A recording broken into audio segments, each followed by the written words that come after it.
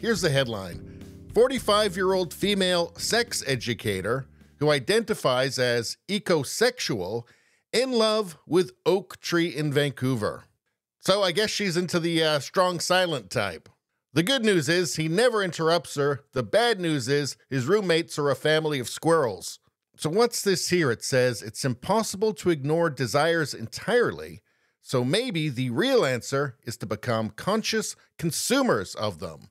So conscious consumers. Well, it is true that when you're sticking a branch up your ass, you want to be present in the moment.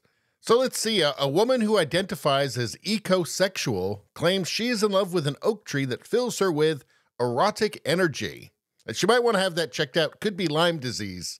Let's see, according to Here Come the Ecosexuals, an ecosexual is a person who finds nature romantic, sensual, and sexy, and envisions Earth as their lover.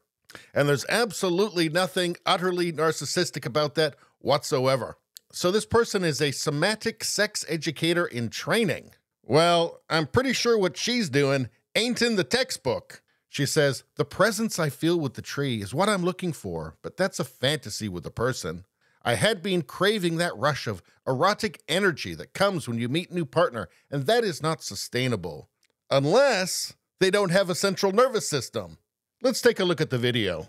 It started back in that heinous year that none of us like to remember, 2020.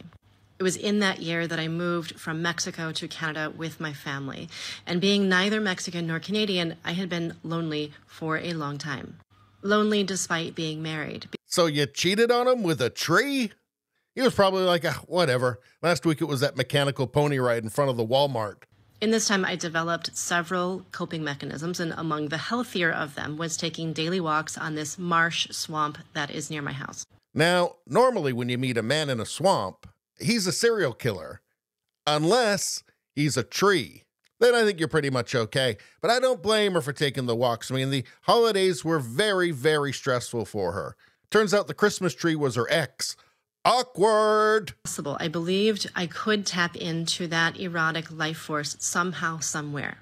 And around the time of this epiphany, I began to notice that about at the halfway point in my walk, I would pass a grove of oak trees, and one particular tree in that grove called to me. So I began to stop daily at this particular oak tree, and I began to lean against it, began to hold it and feel held by it. And I noticed that I was experiencing erotic attraction. So that's how she got all those splinters in her ass. Now, this is different from attraction that you experience with another person. This is not about me drawing myself outward. Look at me, look at me, look at me. Oh yeah, this has got nothing to do with you wanting attention. It felt like I was getting a download of erotic life force directly from the source. It never failed me. It was never too needy. It was never too distant. It always welcomed me. And it filled me up in the way that no other human relationship has ever done. So something tells me this is a person who really enjoys the talking part, doesn't enjoy the listening part so much. And you know what? I bet that oak tree could probably use a little bit of personal space by now. But, you know, on the bright side, she's not making him go through couples counseling yet. Let's clear up some misconceptions, shall we? The first thing I want to say is that a sexual relationship, an erotic relationship, it can happen in a way that is far more creative than most of y'all are giving it credit.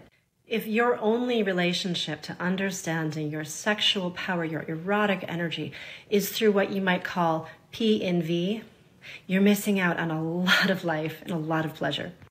Oh, and if you don't know what that term means, go ahead and look that up. Yeah, we know what it means, but if I'm to get this straight, this tree has been listening to all of your narcissistic ramblings all this time, and you haven't even been putting out? Man, that is cold.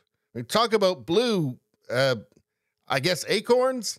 But just to finish this off, apparently she also said that there was an eroticism with something so big and so old holding my back.